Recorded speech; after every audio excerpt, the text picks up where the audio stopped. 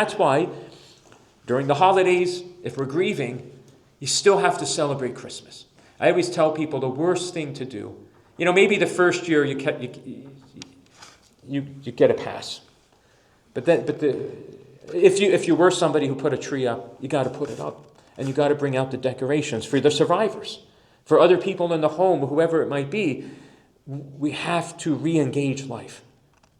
It doesn't mean we're forgetting the person. It doesn't mean that we're being insensitive.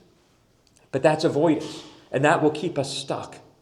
So, like, for example, one of the person I was kind of talking about, I did say to them, I was like, I'm not putting the tree up this year. I'm thinking, this is the worst thing for them. I mean, it's been how many years? So all of a sudden, we talked about it, and they sent me a picture of their Christmas tree. They sent me a picture of their tree, and they said thank you. It was like medicine for them. Because all of a sudden, they had a new experience. They put their Christmas tree up, even though they were grieving. And it gave them hope and comfort that they could get through the rest of life. Because sometimes we trick ourselves after a major loss. I'm just going to disengage life. I'm just going to exist. That's not what we're supposed to do. It's normal to feel that way. But we still have to engage life and stay available to those around us. And sometimes when we really lose somebody dear to us, we forget that the people around us still need us. They still have life to live. And they can't afford for us to go offline. We have to hang in there. Of course, there's a grieving period. But at some point, we have to grieve, but also engage a normal life again. We can't just go offline again. We can't disengage life. There's purpose. You see, but procedural memory will trick us sometimes. Well, look how you were living and look what happened.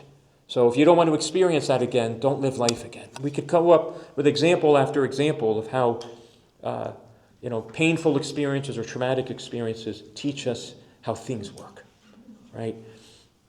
And so, we have to love. We have to connect with other people. We have to trust. We have to be close. It's the only way to heal, right? There's no other way. So New Year's Eve is also difficult. It's kind of like, I got through Christmas, for grieving. And then there's that weird space between Christmas and New Year's, right? Sometimes we don't know what day of the week it is. It's a very unique space, right?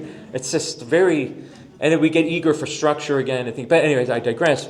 But then New Year's Eve comes. And not everybody loves New Year's Eve. It's a feeling for some people like a door is closing. And it puts a pressure on us, like I've lost some time. If there's unfulfilled experiences or something that didn't happen that we were hoping were happening, it's almost like the hourglass kind of running out of sand a little bit. It's just like in our face, though. Because we could say, well, that's always the case. But at New Year's Eve, it's like right there. And the calendar flips to a new year.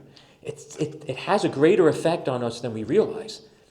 So if we're carrying some grief and loss, New Year's Eve is not easy either. Because we're crossing over into a new year. And maybe certain things didn't change or come back. And that can bring up a lot of grief, too.